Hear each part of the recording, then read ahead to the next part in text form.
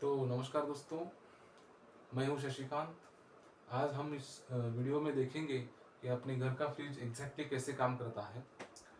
उसके पहले मैंने ये जो ड्राइंग बनाई है या डायग्राम निकाली है, उस डायग्राम के बारे में जान लेते हैं। क्योंकि ये डायग्राम और इसमें जो पॉइंट्स मैंने दिखाए हैं, ये आगे चलकर हमें बहुत ही हेल्प करने वाले हैं एग्जैक्टली रेफ्रिजरेटर का या फ्रिज का वर्किंग कैसे होता है ये समझने में।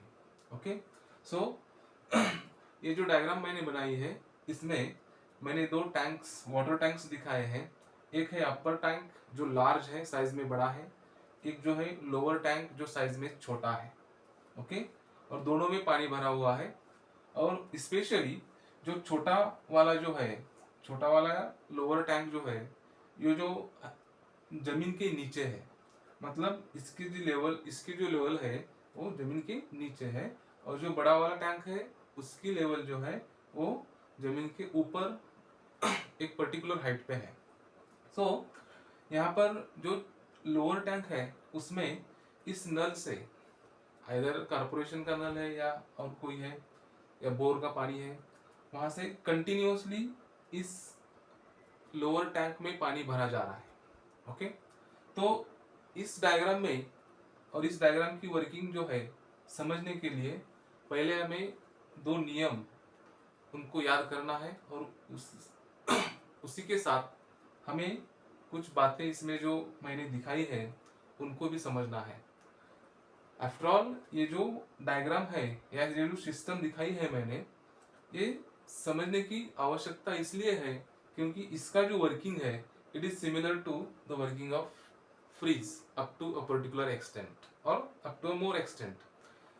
काफी हद तक इस सिस्टम का जो वर्किंग है वो फ्रिज के वर्किंग के जैसे ही है। और इस सिस्टम एग्जैक्टली यही सिस्टम लेने का कारण यह क्या है, तो ये सिस्टम जो है वो सभी लोगों को, इसमें जो बातें मैं बताने वाला हूँ वो सभी लोगों को मालूम है और उस बारे में सभी लोग ज्ञात है। तो यहाँ पर कुछ नियम जो मैंने अभी अभी नियम की बात करी है, तो नियम ऐसे हैं कि हम जानते हैं कि water always flows from high level to low level. Water हो या और कोई चीज हो, कोई भी चीज हो, अगर हम उसे एक पर्टिकुलर हाइट से छोड़ देते हैं तो वो अपने आप जमीन की ओर नीचे गिर जाती है। इसका कारण भी हमें मालूम है। It is due to earth gravitation और ग्रेविटेशनल फोर्स।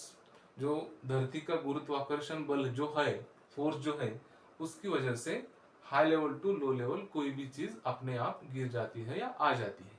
लेकिन सपोज हमें डायरेक्शन उल्टी करनी है, मतलब क्या कि अगर पानी को लो लेवल से हाई लेवल को ले जाना है तो उसके लिए डेफिनेटली हमें कुछ एक्सटर्नल वर्क की, यानी बाहरी शक्ति या बाहरी कार्य की, या आसान शब्दों में मेहनत की जरूरत है।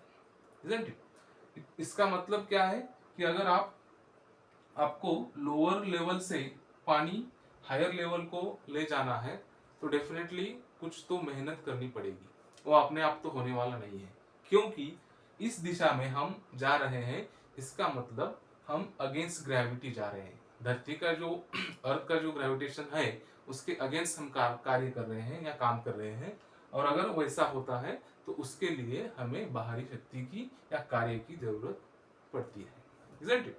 So, अब इसमें पहला नियम जो है, water always flows from high level to low level, मतलब पानी जो है या कोई भी चीज वो हमेशा high level to low level naturally flow होती है या नेचुरली आ जाती है। Isn't it? और दूसरा जो है उसके अपोजिट का नियम, अगर हमें उसी पानी को लो लेवल से हाई लेवल ले जाना है तो उसके लिए बाहरी शक्ति की आवश्यकता पड़ेगी। ये दो नियम हमें इस केस में याद करने हैं। साइमल्टेनियसली यहाँ पर कुछ कंडीशंस भी है जो मैं आपको बताऊंगा। यहाँ पर एक कंडीशन ऐसी है कि लोअर टैंक में जो पानी है और उसमें जो लेवल मैंने दिखाई है, उस लेवल को, पहली कंडीशन जो है हमारी वो ये है कि लोअर टैंक में जो पानी है उस पानी की जो लेवल है उस लेवल को हमें या तो वैसे ही रखना है कांस्टेंट, या कम करना है। ओके, उसे बढ़ने नहीं देना है, इजंट इट? सो और दूसरी ओर से नल का पानी तो कंटिन्यूअसली चालू ही है। इसका मतलब क्या है कि due to continuous flow of water from tap, नल से कंटिन्यूअसली वाटर इस पानी लोअर टैंक में आ रहा है। इसका मतलब डेफिनेटली इसकी लेवल बढ़ने वाली है। तो वो लेवल ना बढ़े इसके लिए हमें क्या करना चाहिए? तो ऑब्वियसली इस टैंक में का पानी जो है वो हमें निकाल कर दूसरी और दूसरे टैंक में या कोई और कहां पर भी उसे हमें छोड़ना पड़ेगा या भरना पड़ेगा, isn't it? तो इस सिस्टम में हमें एक कंडीशन याद रखनी है कि इस लेवल को हमें बढ़ने नहीं देना है, या तो कांस्टेंट रखना है या कम करना है, और पानी कंटिन्यूसली चालू है। ओके, और दूसरी कंडीशन ये है कि इस टैंक में का पानी अगर हमें अपर टैंक में, ऊपरी टैंक जो है उसमें भरना है, तो उसके लिए आपको कुछ पंप वगैरह नहीं मिलने वाला है, कोई भी ऐसा साधन नहीं मिलने वाला है जो इलेक्ट्रिक एनर्जी का यूज करके हम भर सकते हैं। तो उसके बजाय हमें ये जो बकेट है वो बकेट यहाँ पर अवेलेबल है। अब ये बकेट यहाँ पर क्यों अवेलेबल है, इसका रोल क्या है, और बाकी सारी बातें मैं आगे जैसे जैसे वो पॉइंट्स आ जाएंगे आपको मैं बताते जाऊंगा। सो इस केस में दो नियम याद रखो और दो कंडीशंस याद रखो। लेवल बढ़ने नहीं देनी है, और दूसरी बात, इस टैंक को खाली करके इस टैंक में अगर पानी भरना है, ट्रांसफर करना है या लिफ्ट करना है, तो आपके लिए आपको कोई मशीन या पंप अवेलेबल नहीं है, उसके बजाय एक बकेट अवेलेबल है। अब इस बकेट का हम करेंगे क्या? तो इस बकेट को हम वन बाय वन और स्टेप बाय स्टेप इसको भरेंगे और ऊपर उठा के इस टैंक में पानी छोड़ देंगे या भर देंगे। यही एक तरीका हमारे पास अब बचा है इस टैंक की लेवल को मेंटेन करने के लिए। तो अब ये जो बकेट है, पहला नियम याद करो कि water always flows from high level to low level naturally. मतलब इस बकेट में अगर इस टैंक से पानी लाना है, भरना है, तो इस बकेट को क्या करना पड़ेगा? इस टैंक के लेवल के नीचे ले जाना पड़ेगा। यहाँ पर मैंने लेवल्स दिखाए हैं, देखो H1 जो लेवल है वो इस पानी की लेवल है जो लोअर टैंक में है, फ्रॉम सरफेस और ग्राउंड सरफेस जमीन से यहाँ की जो पानी की लेवल है वो जो है H1 है। H2 जो है, ये हाइट जो दिखा रहा है मैंने दिखाई है, ये जो है वो नल की हाइट है फ्रॉम अर्थ सरफेस, और दैट जमीन जो है वहां से उसकी हाइट जो है वो H2 है। और तीसरी हाइट जो मैंने दिखाई है H3, वो है इस अपर टैंक की, जो लार्ज टैंक है उसकी हाइट या उसकी लेवल जो है वो जमीन से H3 हाइट पर है। इतनी बातें तो आप समझ में आई होंगी कि दो नियम याद रखने हैं और दो कंडीशंस याद रखनी है। अब यहाँ पर जो पहला नियम था कि अगर पानी हाई लेवल से लो लेवल जाता है तो वो नेचुरली जाएगा, उसके लिए कुछ कार्य करने की या कोई एक्सटर्नल वर्क सप्लाई करने की जरूरत या आवश्यकता नहीं है, isn't it? So, उस नियम को सेटिस्फाई करने के लिए हम क्या करेंगे? इस बकेट पहले कोई भी पोजीशन में होगा, उस बकेट को हम इस लेवल के नीचे, जो लोअर टैंक है उस लोअर टैंक के लेवल के नीचे ले जाएंगे, वहां पर टैप चालू करके इजीली पानी भरेंगे। यही तो एक तरीका है हमारे पास। पानी भरेंगे, बकेट भर जाएगा, टैप बंद करेंगे, फिर इसको उठा के हमें इस अपर टैंक में वो पानी जो है बकेट में का वो भरना है या उधर छोड़ना है। तो उसके लिए क्या करना पड़ेगा कि इस बकेट को, भरे हुए बकेट को, उसको उठाना पड़ेगा, लिफ्ट करना पड़ेगा। ओके, और वो भी लिफ्ट कहां तक करना पड़ेगा इसकी भी कंडीशन है।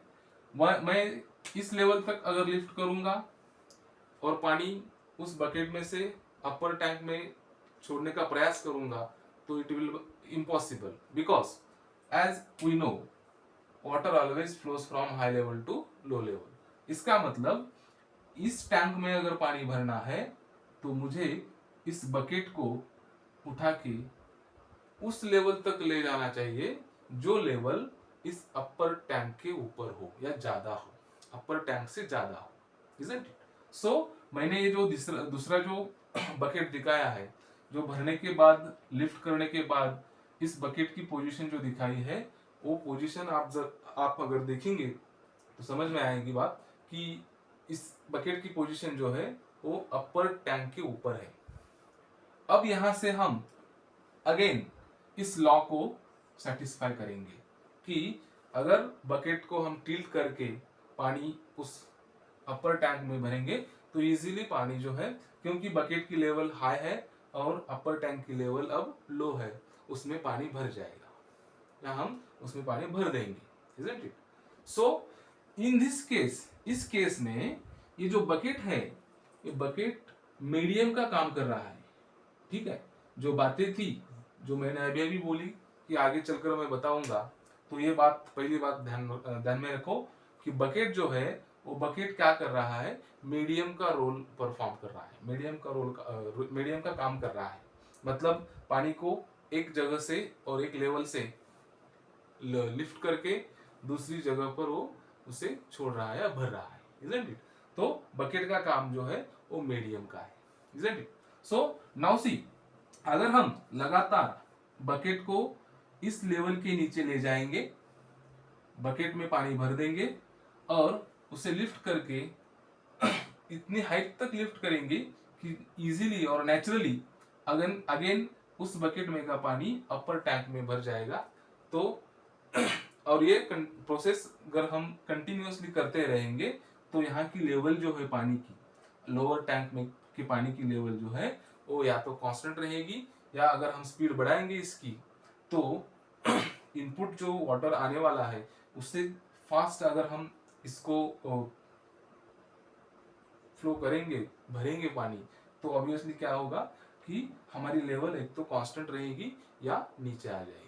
मतलब हमारी जो कंडीशन थी पहली कि इसको एक तो कांस्टेंट रखना है या लेवल कम करना है, वो सेटिस्फाई हो जाएगी या मेंटेन हो जाएगी। अगर हम ऐसा करना बंद कर देंगे, ठीक है, ये पानी बकेट में भर के उसको उठा के दूसरे टैंक में भरना, ऐसा अगर करना बंद कर देंगे तो ऑब्वियसली क्या होगा, इस लेवल जो है पानी का लेवल जो है इस टैंक में का वो बढ़ जाएगा, isn't it? मतलब हमारी जो कंडीशन है वो वायलेट हो जाएगी। Are you getting? सो इसको कंटिन्यूअस लगातार हमें ये प्रोसेस करना है और करते रहना है। और अभी एक सब कंडीशन मैं आपको बताता हूं कि हमारे पास जो बकेट है वो एक ही अवेलेबल है, ओके? बकेट जो है वो एक ही बकेट अवेलेबल है, उसको हम बार बार यूज करने वाले हैं। इसका मतलब इसमें पानी भरो लोअर टैंक से, उसको उठाओ, अपर टैंक में पानी खाली करो और फिर वही बकेट हमें इस लेवल को ले जाना है।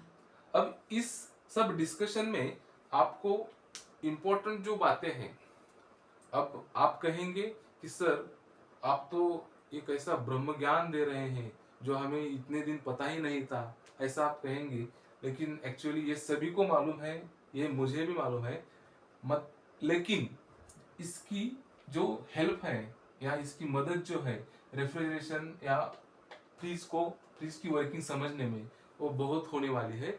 इसके लिए मैं ये एग्जांपल आपको बता रहा हूँ या ये सब चीजें आपको मैं बता रहा हूँ, ओके? तो यहाँ पर जो बकेट जो है नेचुरली इस लोअर टैंक से पानी बकेट में आ रहा है, हम इसे लिफ्ट कर रहे हैं इस लेवल तक या इस हद तक कि नेचुरली हम उस बकेट में का पानी अपर टैंक में भर सके। लेकिन ऐसे करते समय ये जो लिफ्टिंग जो है, low level to high level जो लिफ्टिंग है बकेट की, वो अपने आप नहीं हो रही है। इसका कारण क्या है? क्योंकि लिफ्टिंग हो रही है, इसका मतलब हम अगेंस्ट ग्रेविटी जा रहे हैं, बराबर? अगेंस्ट ग्रेविटी जा रहे हैं तो डेफिनेटली दूसरा नियम याद करो कि अगर हम अगेंस्ट ग्रेविटी जाते हैं या जमीन की उल्टी दिशा में जाते हैं तो ऑब्वियसली हमें कुछ तो वर्क लगेगा। यहाँ पर मैंने पहले ही लिख रखा है, अगर पानी ऊपर से नीचे आ रहा है तो नेचुरली आएगा, उसे वर्क नहीं लगेगा। अगर वो नीचे से ऊपर low level to high level जा रहा है, मतलब बकेट अगर आप उठा रहे हैं तो आप मेहनत कर रहे हैं, मेहनत मतलब आप वर्क एनर्जी दे रहे हैं उसको, isn't it?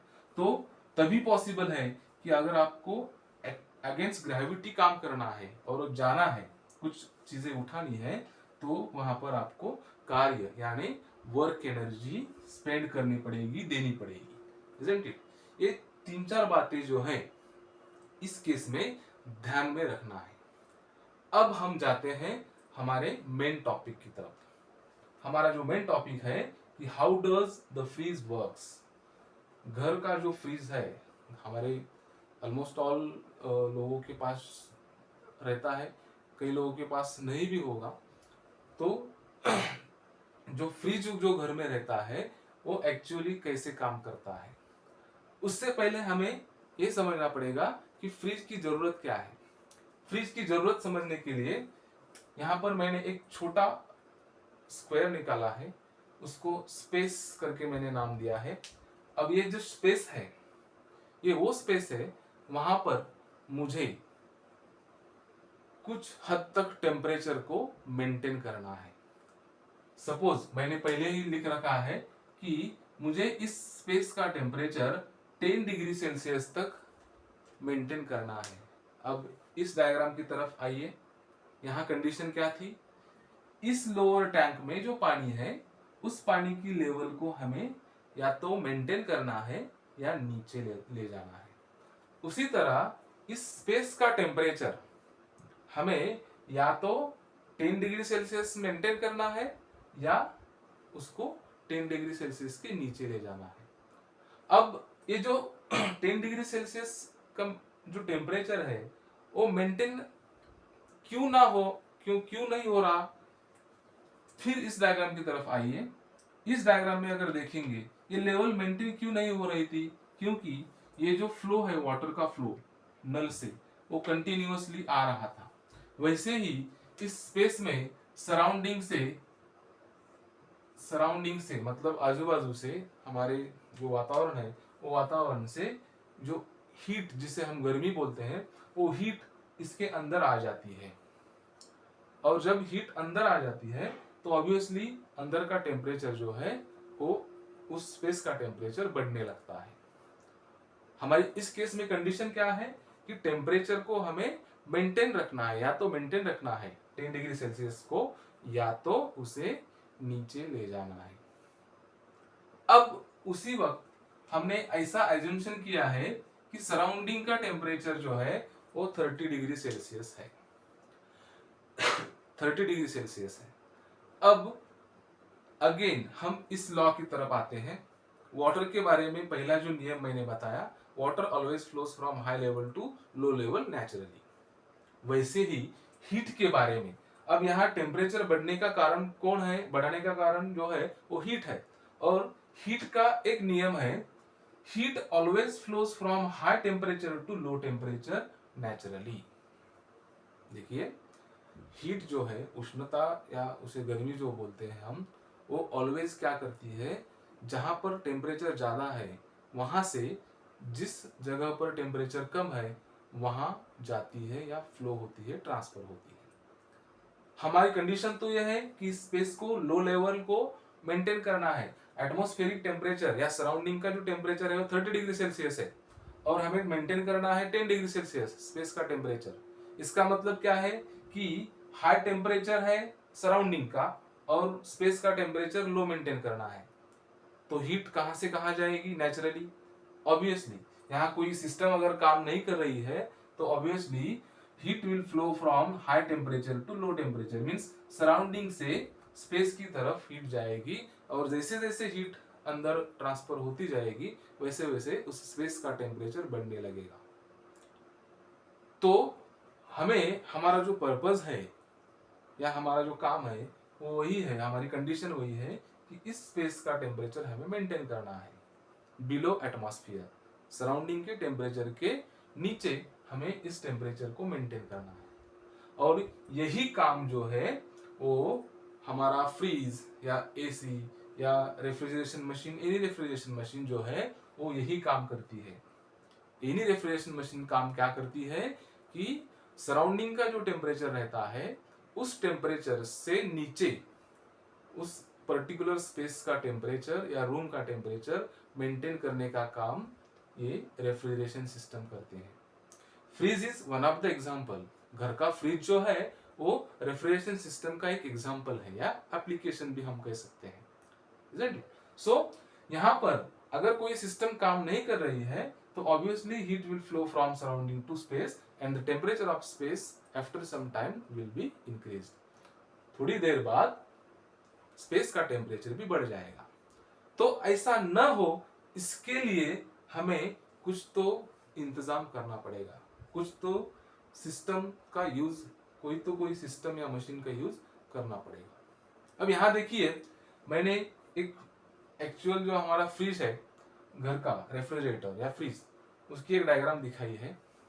यहाँ पर यही बातें हम और एक बार देखेंगे। ये जो अंदर का जो कॉइल आपको दिख रहा है, ये जो स्पेस है वो ये वही स्पेस है जहां पर हम अलग अलग चीजें स्टोर करते हैं लोअर टेम्परेचर पर। मतलब फ्रीज के केस में दिस इज द स्पेस, यहाँ पर हमें टेम्परेचर को मेंटेन करना होता है। अब यहाँ पर का टेम्परेचर मेंटेन करना है तो ऑब्वियसली हमें सराउंडिंग का जो हीट जो है, सराउंडिंग की जो हीट है, जो गर्मी है, वो इस सिस्टम में न जाए, इसका हमें ख्याल रखना पड़ेगा, isn't it? और उस के लिए हमें इस सिस्टम की जरूरत पड़ती है, आवश्यकता पड़ती है। उसे ही हम रेफ्रिजरेशन सिस्टम कहते हैं। ओके, तो अब इसमें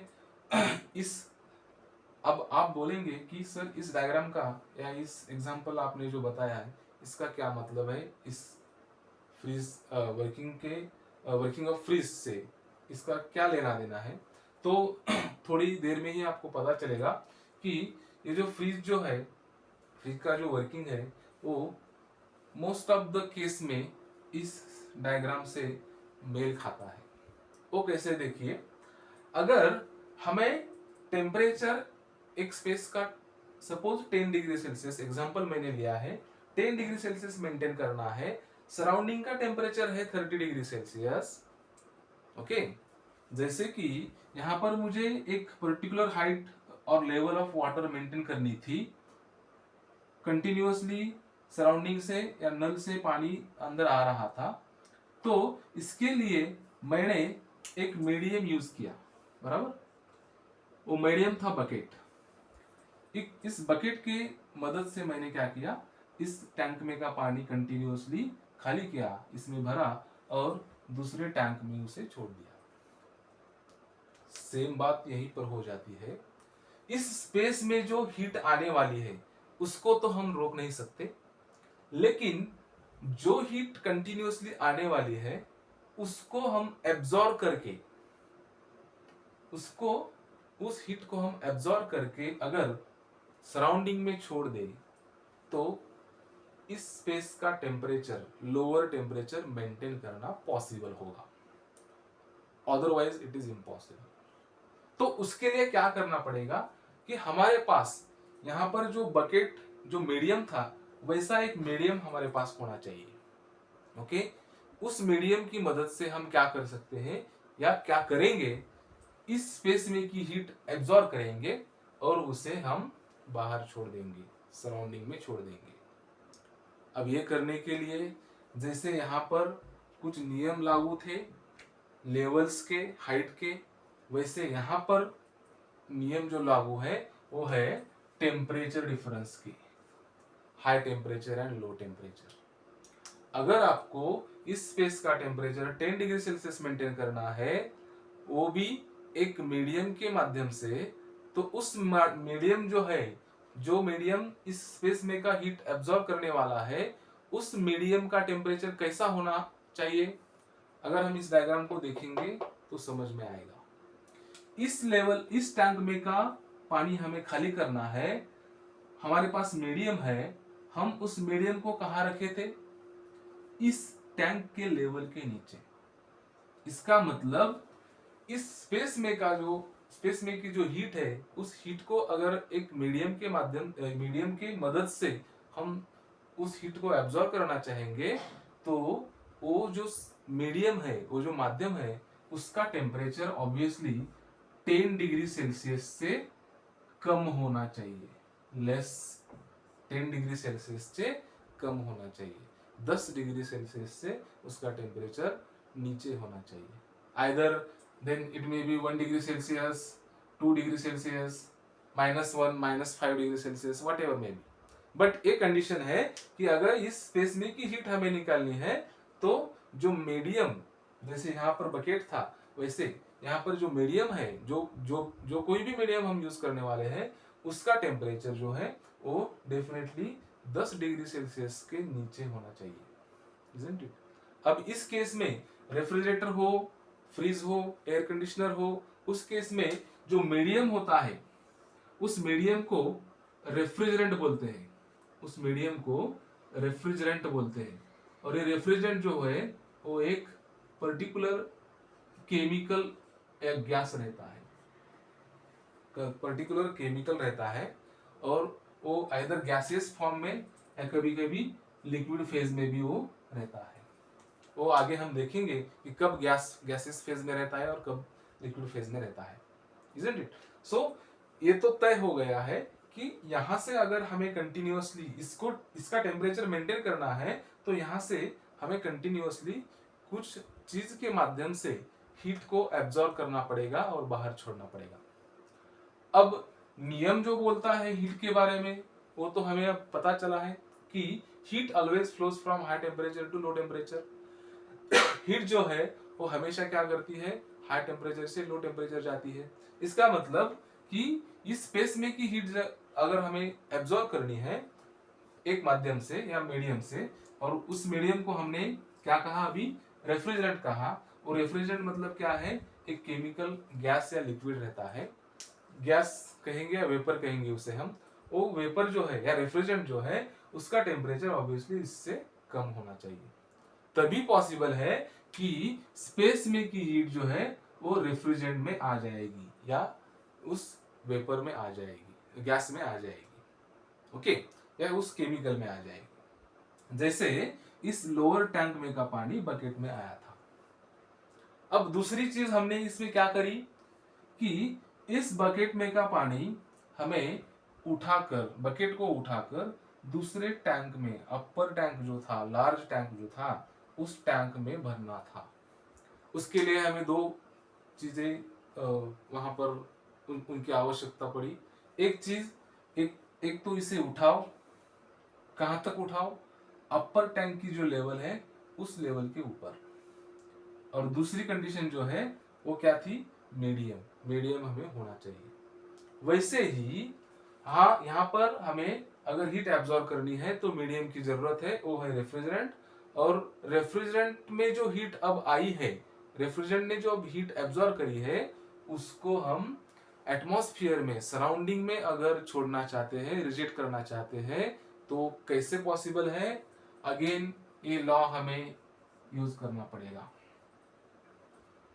या उसको याद करना पड़ेगा कि अगर रेफ्रिजरेंट का टेम्परेचर सराउंडिंग के टेम्परेचर से ज्यादा है, तभी रेफ्रिजरेंट में जो हीट अवेलेबल है वो सराउंडिंग को या एटमॉस्फेयर को रिजेक्ट हो जाएगी, अदरवाइज नॉट।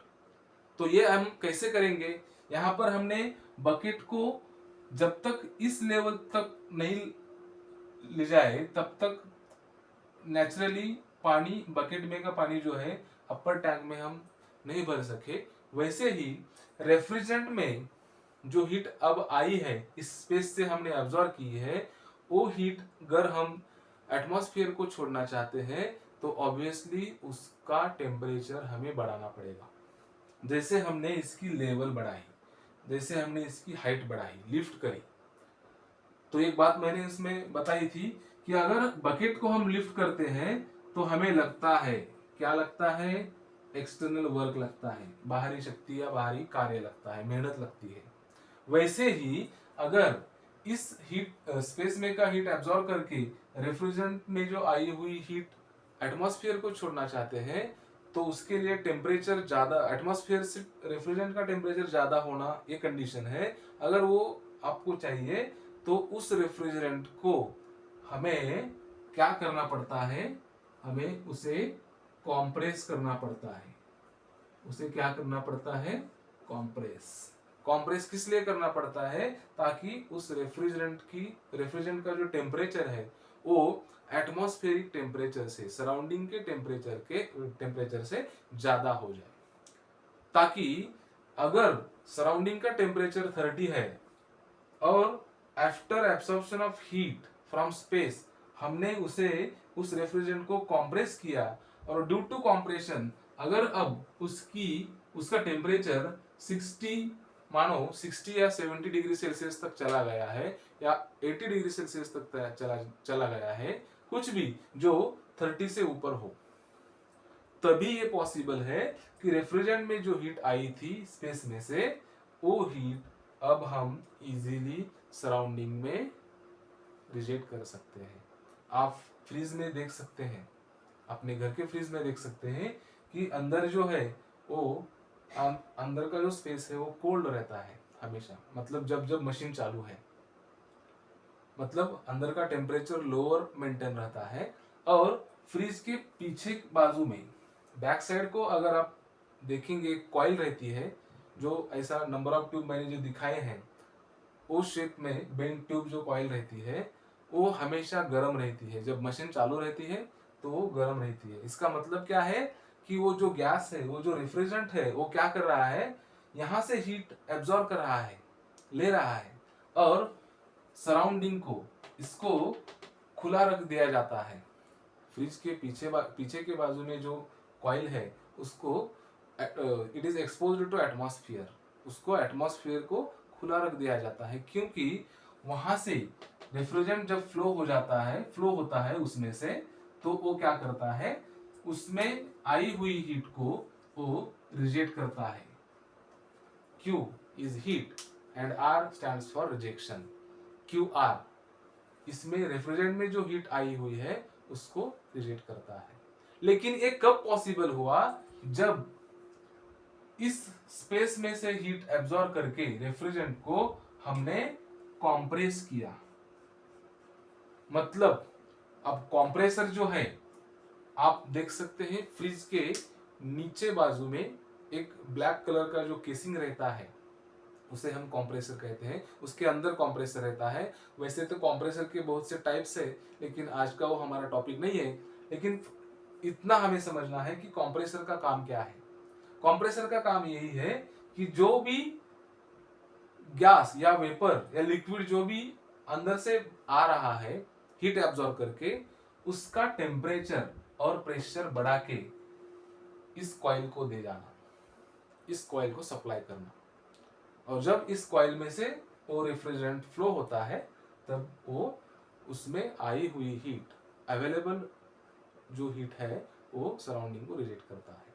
अब चलिए इसे हम इस टेक्निकल या ब्लॉक डायग्राम के माध्यम से इस रेफ्रिजरेशन या रेफ्रिजरेशन मशीन या फ्रीज का वर्किंग समझ लेते हैं। देखिए, ये जो मैंने नाम दिया है यहाँ पर इवापोरेटर, ये जो है यही हमारा सेक्शन है जहां पर कूलिंग होती है, जहां पर हम अलग अलग चीजें स्टोर करते हैं, जहां पर टेम्परेचर मेंटेन रहता है। अब यहाँ का टेम्परेचर सपोज हमें इस एग्जांपल के तहत 10 डिग्री सेल्सियस मेंटेन करना है, सराउंडिंग का टेम्परेचर सपोज 30 डिग्री सेल्सियस है, तो ये जो रेफ्रिजरेंट हम यूज कर रहे हैं, रेफ्रिजरेंट जो है, और एक सिमिलरिटी देखिए, बकेट हमारे पास एक ही था, इसलिए बार बार हम उस बकेट को यूज कर रहे थे। वैसे ही रेफ्रिजरेंट जब मशीन तैयार हुई तभी एक बार भरा जाता है, और जब तक वो लीकेज नहीं होता तब तक हमें वही रेफ्रिजरेंट बार बार यूज करना पड़ता है। और इसके लिए हमें वो रेफ्रिजरेंट जो है एज अ मीडियम जो काम कर रहा है, उसे हमें बार बार इस मशीन में या फ्रिज में या एनी रेफ्रिजरेशन सिस्टम में यूज करना पड़ता है। अब यहाँ होता क्या है, सबसे पहले देखिए, अगर हमें उस अंदर का टेम्परेचर उस सेक्शन का 10 डिग्री सेल्सियस मेंटेन करना है, तो जो रेफ्रिजरेंट अंदर आ रहा है उस कॉइल से, ये जो कॉइल मैंने दिखाई है, ये जो coil either it is made up of copper से बनाई जाती है या एल्यूमिनियम से बनाई जाती है। ये कॉइल आप अगर फ्रिज के अंदर का जो फाइबर है उसे निकालेंगे तो आपको उसके पीछे कॉइल दिख जाएगी। इसे कहते हैं इवापोरेटर। इसका लोकेशन जो है फ्रिज में वो कहाँ पर रहता है, जहां हमें कूलिंग करना है, कूलिंग इफेक्ट प्रोड्यूस करना है, जहां पर ठंडाई हमें क्रिएट करनी है, वहां उस स्पेस में वो कॉइल प्लेस की जाती है, रखी जाती है। उसे हम कहते हैं इवापोरेटर। अब इवापोरेटर में क्या होता है कि रेफ्रिजरेंट जो है वो लिक्विड फेज में आता है। कैसे फेज में आता है, कौन से फेज में आता है, लिक्विड फेज में आता है। ये जो केमिकल या रेफ्रिजरेंट है वो लिक्विड फेज में आता है। उसका टेम्परेचर जो है वो लो रहता है और प्रेशर भी लो रहता है। ये कैसा, बाद में समझ में आएगा, जब साइकिल कंप्लीट हो जाएगी तब आपको समझ में आएगा कि लो टेम्परेचर और लो प्रेशर कैसे रहता है। अब इस वक्त हम यही समझ लेंगे कि what ever the refrigerant coming और entering into the evaporator, evaporator में जो रेफ्रिजरेंट आ रहा है उसका फेज जो है, उसकी अवस्था जो है वो द्रव अवस्था है या लिक्विड फेज में है, और वो उसका टेम्परेचर लो है, उसका प्रेशर लो है। ऐसी अवस्था में जब वो रेफ्रिजरेंट इस इवापोरेटर में आ जाएगा, ऑब्वियसली क्या होगा, यहाँ का टेम्परेचर है 10 डिग्री सेल्सियस। सपोज रेफ्रिजरेंट का टेम्परेचर मैंने लिया, लो टेम्परेचर है, मतलब कितना है, सपोज 1 डिग्री सेल्सियस है। रेफ्रिजरेंट का टेम्परेचर है 1 डिग्री सेल्सियस। जब वो इवापोरेटर में आ रहा है, मतलब इस सेक्शन में आ रहा है, इस कॉइल में आ रहा है, जब वो इस कॉइल में आ रहा है उसका टेम्परेचर 1 डिग्री सेल्सियस है। इसका टेम्परेचर, उस स्पेस का टेम्परेचर हमें कितना मेंटेन करना है, 10 degree Celsius. Means obviously 10 degree Celsius and 1 degree Celsius. अब इसमें मुझे आप बताइए ज्यादा टेम्परेचर कौन सा है, 10 डिग्री सेल्सियस, मतलब उस स्पेस का जो हमें मेंटेन करना है, और 1 डिग्री सेल्सियस टेम्परेचर जो है लोअर टेम्परेचर है जो उस रेफ्रिजरेंट का है। अब इस नियम के अनुसार, again heat always flows from high temperature to low temperature, उस नियम के अनुसार what ever the heat available in this space, इस स्पेस में, इस कंपार्टमेंट में, कूलिंग कंपार्टमेंट जो अपना फ्रिज का रहता है, उसमें जो भी हीट रहती है, अब वो हीट वहां जाती कैसे है, तो ड्यू टू एयर, हवा जैसे ही बाहर से अंदर जाती है, या अलग अलग चीजें, सपोज हम पानी की बॉटल्स अंदर रखते हैं, या कोई कोल्ड ड्रिंक्स रखते हैं, कोई अदर फूड रखते हैं, वेजिटेबल्स रखते हैं, वॉटेवर जो हमें कूलिंग, जिसके लिए हमें कूलिंग की जरूरत है, ये चीजें हम सराउंडिंग से अंदर रखते हैं, उसके साथ उसमें हीट अंदर जाती है। और वैसे चीजें हम नहीं भी रखे तो भी हीट कहां से तो भी वो अंदर जाएगी। ओके, सो यहाँ पर जो हीट अंदर आने वाली है इस स्पेस में, उस हीट को एब्जॉर्ब करने के लिए हम क्या कर रहे हैं, लिक्विड रेफ्रिजरेंट जिसका टेम्परेचर है 1 डिग्री सेल्सियस, और स्पेस का टेम्परेचर हमें मेंटेन कितना करना है, वो कंपार्टमेंट का 10 डिग्री सेल्सियस। ऑब्वियसली अब यहाँ पर देखिए टेम्परेचर डिफरेंस क्रिएट हो गया, 10 डिग्री सेल्सियस स्पेस का मेंटेन करना है हमें, और रेफ्रिजरेंट का टेम्परेचर है 1 डिग्री सेल्सियस। मतलब क्या होगा, obviously heat will flows from high temperature to low temperature. मतलब इस स्पेस में जो हीट है, इस कंपार्टमेंट में जो हीट है, वो हीट इस रेफ्रिजरेंट में आ जाएगी जिसका टेम्परेचर लो है। अब after absorption of heat from evaporator और दैट स्पेस, उस स्पेस में से जब हीट एब्जॉर्ब हो जाती है और वो रेफ्रिजरेंट बाहर आता है, तब भी वो depending on amount of heat, अंदर कितनी हीट है उसके ऊपर वो निर्भर करता है, तब भी वो लो टेम्परेचर और लो प्रेशर ही रहेगा, और उसका phase some part will be liquid, some part will be vapor और totally vaporize। देखिए हम अगर कोई लिक्विड को, द्रव को अगर हीट यानी गर्मी देते हैं तो ऑब्वियसली उसका क्या होता है, वेपोराइजेशन होता है, वो वायु रूप में चला जाता है। उसे हम क्या कहते हैं, वेपर कहते हैं। इस केमिकल जो लिक्विड फेज में था, अब अंदर कितनी हीट है उस पर डिपेंड है, उस पर निर्भर करता है कि उसका टेम्परेचर कितना बड़ा, प्रेशर कितना बड़ा, वो लिक्विड से पूरा वेपराइज हो गया या थोड़ा पार्ट लिक्विड में वैसे ही रह गया और वेपराइज, थोड़ा पार्ट वेपराइज हो गया। It depends totally on the amount of heat available in the space. यहाँ पर इस कंपार्टमेंट में जितनी हीट अवेलेबल है, प्रेजेंट है, उस हिसाब से उसका वेपराइजेशन हो जाएगा। अब उसके आगे सपोज ऐसा हुआ कि due to absorption of heat उसका टेम्परेचर कुछ तो बढ़ने वाला है, नहीं बढ़ने वाला है ऐसा मैं नहीं कहता, कुछ तो बढ़ने वाला है, so due to absorption of heat उसका टेम्परेचर बढ़ गया, से अब जब तक वो बाहर आता है उसका टेम्परेचर से 8 डिग्री सेल्सियस तक बढ़ गया। रेफ्रिजरेंट का पहले था 1 डिग्री सेल्सियस, 1 डिग्री सेल्सियस, अब हो गया 8 degree Celsius, 8 degree Celsius. Okay, अब अगर मुझे इस रेफ्रिजरेंट ने जो हीट एब्जॉर्ब करी है उसे एटमॉस्फेयर को छोड़ना है, रिजेक्ट करना है, तो क्या करना पड़ेगा? जैसे बकेट में मैंने पानी लिया लोअर टैंक से, अब इस पानी को मुझे अपर टैंक में भरना है, तो मैंने उसे बाहरी शक्ति, मेहनत करके, एक्सटर्नल वर्क देके उसे लिफ्ट किया उस हद तक कि जहां से हम नेचुरली इस बकेट में का पानी उस अपर टैंक में छोड़ सके।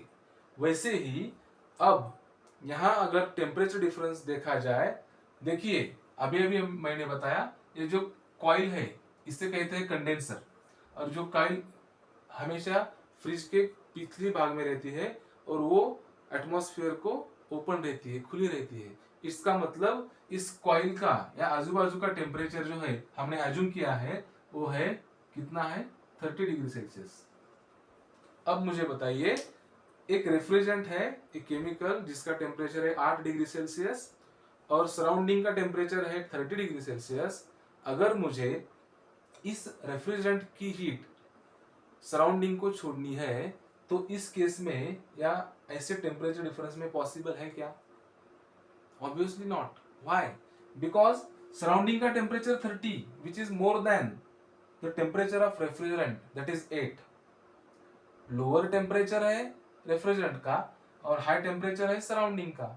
यहाँ तो क्या होगा, मतलब वायोलेशन ऑफ लॉ होगा। ये जो लॉ है, heat always flows from high temperature to low temperature naturally, naturally तो ये पॉसिबल नहीं है। तो उसके लिए क्या करना पड़ेगा? उसके लिए हमने जैसे एक्सटर्नल वर्क दिया था बकेट को लिफ्ट करने के लिए, वैसे ही इस रेफ्रिजरेंट का टेम्परेचर हम इस हद तक बढ़ाए कि वो इस कंडेंसर में जाके उसमें जो अवेलेबल हीट है वो इजीली उसके सराउंडिंग में, एटमॉस्फेयर में छोड़ सके, रिजेक्ट कर सके। इसका मतलब कि इस 8 डिग्री सेल्सियस से रेफ्रिजरेंट का टेम्परेचर हमें 30 से ऊपर ले जाना है। जैसे यहां पर हमने अपर टैंक के ऊपर बकेट को ले जाया था, वैसे ही क्या करना है हमें, इस रेफ्रिजरेंट का टेम्परेचर जो है वो लोअर 8 डिग्री सेल्सियस से 30 के ऊपर ले जाना है। और उसके लिए हमें यहाँ पर एक डिवाइस की जरूरत पड़ती है, उसे कहते हैं कॉम्प्रेसर। मैंने अभी भी बताया कि ये करने के लिए क्या करना पड़ता है, हीट रिजेक्ट करने के लिए टेम्परेचर बढ़ाना पड़ता है। टेम्परेचर बढ़ाने के लिए हमें क्या करना पड़ता है, कॉम्प्रेस करना पड़ता है। और एक कॉम्प्रेस करने की जो प्रोसेस है वो कौन करता है, ये जो डिवाइस करता है उसका नाम है कॉम्प्रेसर।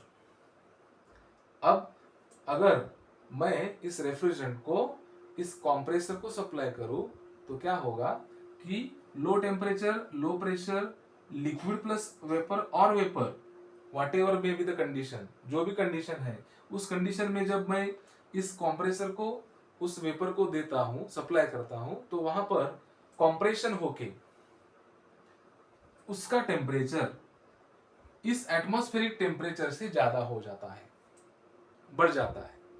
साइमल्टेनियसली अगर वो ऑलरेडी वेपर है, सपोज वो वेट वेपर है या फिर ड्राई वेपर है, मतलब उसमें कुछ लिक्विड का पार्ट नहीं है, टोटली वो ड्राई है, ऐसा वेपर अगर हम कंप्रेसर को दे जाते हैं तो उसका सुपर हीटिंग फॉर्म में कन्वर्जन हो जाएगा। अगर हम उसे लिक्विड प्लस वेपर मतलब मिक्सचर जिसे वेट वेपर कहते हैं, अगर ऐसा वेपर हम देते हैं सप्लाई करते हैं, तो उसका ड्राई वेपर में कन्वर्जन हो जाएगा। मतलब what ever is the phase of that refrigerant before entering into the compressor, the next phase we will get after compression process. compression के बाद हमें उस वेपर की या उस रेफ्रिजरेंट की अगली स्टेज या अगला फेज हमें मिल जाएगा। ओके, तो फाइनली ऐसा होगा कि 8 से सपोज हम ऐसा एज्यूम करते हैं कि ड्यू टू कॉम्प्रेशन उसका टेम्परेचर अब बढ़ गया है। साथ में कॉम्प्रेशन मतलब ओनली टेम्परेचर बढ़ाना नहीं है, एक्चुअली कॉम्प्रेशन जो है बेसिकली वो प्रेशर बढ़ाना है। कॉम्प्रेस करते हैं किसी चीज को मतलब प्रेशर बढ़ाते हैं, और प्रेशर बढ़ाते समय उसका टेम्परेचर भी बढ़ जाता है, इसलिए कॉम्प्रेसर का हम यूज करते हैं। और यहाँ पर उसका जो रेफ्रिजरेंट का फेज है वो अब कंडीशन कैसी है देखो, अब वो हाई टेम्परेचर है, हाई प्रेशर है और पूरी तरह वेपर में कन्वर्ट हो गया है। मैक्सिमम केसेस में वो पूरी तरह वेपर में कन्वर्ट हो जाएगा, हो सकता है। ओके, सो अब देखिए टेम्परेचर डिफरेंस हमारी जरूरत क्या थी, हमें करना क्या था, रेफ्रिजरेंट में जो हीट है उसे एटमॉस्फेयर को रिजेक्ट करना था। अब वो काम करता है कंडेंसर, वो फंक्शन वो काम किसका है, कंडेंसर का है। रेफ्रिजरेंट में जो हीट है वो बाहर फेंकने का काम करने जो बाहर फेंकने का काम जो है वो कौन करता है, वो कंडेंसर करता है। और कंडेंसर का टेम्परेचर या सराउंडिंग का टेम्परेचर अब 30 है और वेपर का टेम्परेचर है 60। अब यहाँ पर अगेन कंपेयर करिए 60 और 30, इसमें से बड़ा कौन है, ऑब्वियसली 60 डिग्री सेल्सियस। मतलब अब रेफ्रिजरेंट का टेम्परेचर जो हो गया है वो 60 डिग्री सेल्सियस हो गया है। अब इजीली जब वो रेफ्रिजरेंट इस कंडेंसर कॉइल मतलब क्या होता है, पीछे जो रहती है जाली जो रहती है फ्रिज के पीछे, वो मतलब क्या, again it is made up of either aluminium, copper, like such materials, उससे वो बनाई जाती है। वहां उस ट्यूब में से जब रेफ्रिजरेंट पास हो जाता है तो बाहरी हवा के कारण, हवा जो बहती है, what ever the air flowing across the number of tube of that condenser, वो जो हवा बहती है उस हवा के कारण, उस हवा का टेम्परेचर मतलब एटमॉस्फेरिक टेम्परेचर वो 30 डिग्री सेल्सियस है, रेफ्रिजरेंट का टेम्परेचर है 60। और इसी के कारण उसमें क्या हो जाता है, रेफ्रिजरेंट में जो हीट अवेलेबल थी वो पूरी तरह या कुछ हद तक इस एटमॉस्फेयर में रिजेक्ट हो जाती है। और इस कंडेंसर में जब वो पास हो जाता है कंडेंसर से, उसका जो फेज है, जब वो कंडेंसर से बाहर आता है उसका जो फेज है वो अब लिक्विड रहता है।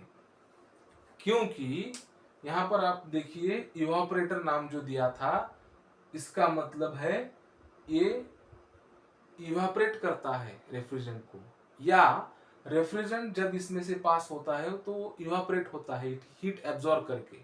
अब कंडेंसर का मीनिंग क्या है, कंडेंसेशन का मीनिंग क्या है कि conversion from gas to liquid, gas से वायु रूप से द्रव रूप में आना, उसे कहते हैं हम कंडेंसेशन, नहीं isn't it? So ये कंडेंसेशन जो है वो क्या होता है, जब कंडेंसर ट्यूब में से रेफ्रिजरेंट पास होता है तभी कंडेंसेशन होता है।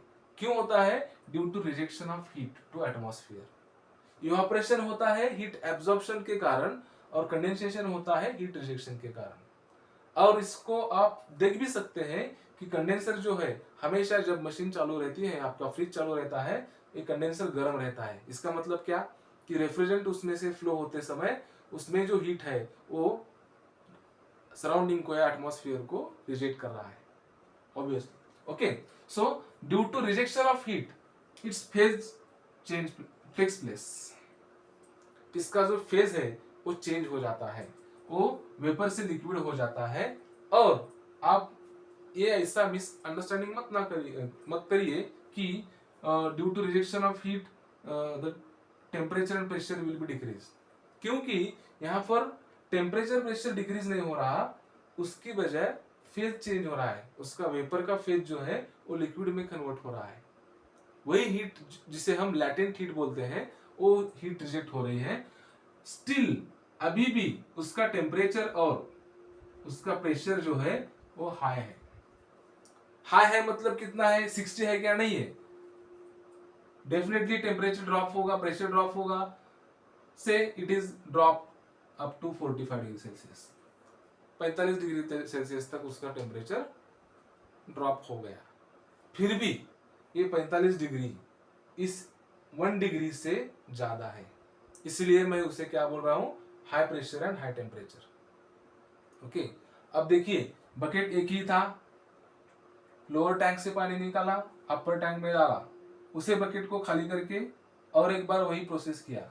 हमारे पास रेफ्रिजरेंट भी एक ही है, बार बार हम उसको बाहर से रेफ्रिजरेंट को अंदर सप्लाई नहीं कर रहे।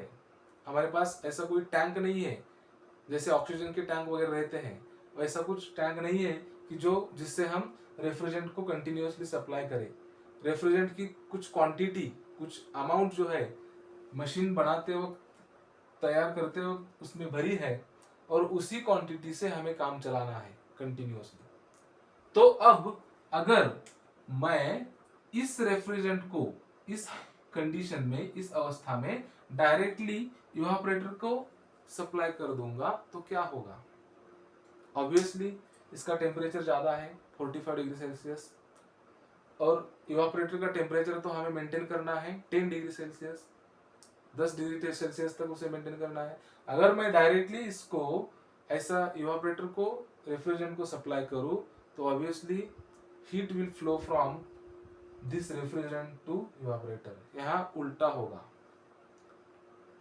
इस कंपार्टमेंट में जो हीट है वो एब्जॉर्ब होने की बजाय उसमें हम हीट ऐड कर देंगे और जिससे टेम्परेचर बढ़ जाएगा। वो हमें नहीं करना है, बराबर, वो हमारी कंडीशन है। टेम्परेचर या तो मेंटेन करना है 10 को या नीचे ले जाना है। सो इसका जो टेम्परेचर है refrigerant before going to evaporator, evaporator को जाने से पहले इस रेफ्रिजरेंट का टेम्परेचर जो सपोज हमने 45 डिग्री सेल्सियस कंसीडर करा है, उसको इस हद तक नीचे ले जाना है जैसे हमने बकेट को इस लोअर टैंक के नीचे ले जाया था। वैसे ही हमें इसका टेम्परेचर 10 डिग्री सेल्सियस के नीचे ले जाना है। Then it may be 5, 6, -5, -4, what ever, according to capacity, according to need, according to season, इस हिसाब से हमें उसे नीचे ले जाना है। लेकिन ये डेफिनेटली तय है कि हमें उसका टेम्परेचर 10 डिग्री सेल्सियस से नीचे ले जाना है। वो लिक्विड फेज में तो ऑलरेडी आ ही गया है, अब खाली हमें उसका प्रेशर और टेम्परेचर जो है वो डिक्रीज करना है। तो यहां पर उसके लिए एक डिवाइस का यूज होता है। आप अगर फ्रिज आप देखेंगे तो आपके फ्रिज में और एक ऐसी कॉइल जो मैंने यहां पर दिखाई है, देखो स्प्रिंग की जैसी जो कॉपर की कॉइल रहती है, अंदर से वो होलो रहती है, मतलब वो ट्यूब ही है लेकिन स्पाइरल टाइप में कॉइल है। ऐसी कॉइल या एक एक्सपांशन डिवाइस, जिसके नाम अलग अलग टाइप के एक्सपांशन डिवाइसेस है, जैसे कि thermostatic expansion wall, automatic expansion wall वगैरह वगैरह, या ये जो कॉइल है इसका नाम है कैपिलरी ट्यूब। ज्यादातर फ्रीज में या लो कैपेसिटी जो रेफ्रिजरेशन मशीन्स रहते हैं उसमें ऐसी कैपिलरी ट्यूब यूज करते हैं। इस कैपिलरी ट्यूब का यूज क्या है, इसका यूज है एक्सपांशन करना। एक्सपांशन करना मतलब उसको बढ़ाना। क्या बढ़ाना, उसका जो कोई वॉल्यूम है उस रेफ्रिजरेंट का, वो रेफ्रिजरेंट का वॉल्यूम बढ़ाना। ये एक्सपांशन होते समय यहाँ पर जो मैंने दिखाया है ये है एक्सपांशन डिवाइस। इसका काम है इस लिक्विड रेफ्रिजरेंट को जब हम इस एक्सपांशन डिवाइस से पास करेंगे तो ऑब्वियसली इसका टेम्परेचर जो है वो हमारे रिक्वायर्ड टेम्परेचर तक, temperature as well as pressure दोनों भी गिर जाएंगे। और अगेन हम we are now ready to execute the next cycle. अगली साइकिल, अगली प्रोसेस जो है, पूरा कंप्लीट जो साइकिल है वो करने के लिए अब हमारी मशीन और जो रेफ्रिजरेंट मीडियम है वो भी तैयार है। अभी एक्सपांशन कैसे होता है, ये कंडेंसेशन कैसे होता है, वो लैटेंट हीट वगैरह वगैरह, वो पार्ट जब हम refrigeration and air conditioning subjects के बारे में देखेंगे तब उसको डिटेल में मैं आपको समझाऊंगा, बताऊंगा। लेकिन जनरली जो हमारे घर में फ्रिज रहता है वो फ्रिज ऐसे काम करता है। मतलब जब तक आप इस मशीन को इलेक्ट्रिक सप्लाई देंगे, वो इलेक्ट्रिक सप्लाई किसको होता है, कंप्रेसर को होता है। वो कंप्रेसर क्या करता है, एक तो प्रेशर टेम्परेचर बढ़ाने का काम करता है और फ्लो जो है रेफ्रिजरेंट का फ्लो वो रेगुलेट करने का काम करता है। जब लाइट चली जाती है या फ्रिज आप बंद कर देते हैं तो आप देखिए कि इस कंपार्टमेंट का टेम्परेचर भी करीब करीब उस एटमॉस्फेयर, बाहर का जो टेम्परेचर है एटमॉस्फेयर का, सराउंडिंग का, उतना ही हो जाता है। क्यों? क्योंकि ये जब लाइट चली जाती है आप मशीन बंद करते हैं, कॉम्प्रेसर बंद हो जाता है, मतलब ये जो रेगुलेशन है, सर्कुलेशन ऑफ रेफ्रिजरेंट जो है वो बंद हो जाता है और ये हीट एब्जॉर्प्शन एंड रिजेक्शन जो प्रोसेस है वो थम जाती है, ठहर जाती है, और उस वजह से यहाँ का टेम्परेचर, कंपार्टमेंट का टेम्परेचर बढ़ जाता है और it goes near to the surrounding temperature. जो बाहर का टेम्परेचर है वहां तक वो बढ़ जाता है। Are you getting? In this way, we can say that whatever the example I given here, this is analogous to this example or this machine. इस मशीन को अगर हमें समझना है तो इस डायग्राम को हमें समझना पड़ेगा। इस डायग्राम जो है, ये डायग्राम, इसका वर्किंग या इसमें जो कोई स्टेप्स हैं वो कुछ हद तक इस डायग्राम से या इस मशीन से या इस सिस्टम से सिमिलर है। उसे हम एनालॉगस कहते हैं। This diagram is analogous to this, और दिस मशीन और system is analogous to this system. Are you getting? उम्मीद है आपको काफी हद तक रेफ्रिजरेशन सिस्टम या आपके घर में जो फ्रिज होता है या एयर कंडीशनर, वो एक अलग सा एप्लीकेशन है, उसके बारे में अब हम कभी और बात करेंगे। तो फ्रिज जो है वो कैसे काम करता है, उसमें कौन से कंपोनेंट्स रहते हैं, उसमें गैस रहता है, क्या रहता है, ये सब आपको ये बेसिक चीज़ें भी अगर समझ में आ जाए तो इस वीडियो का जो मीनिंग था या पर्पस था वो फुलफिल हो गया, ऐसे मुझे लगेगा। फाइनली यही रिक्वेस्ट करता हूँ कि वीडियो को लाइक करें और जो कि चैनल जो है मेरा, उस चैनल को सब्सक्राइब करें। Thank you.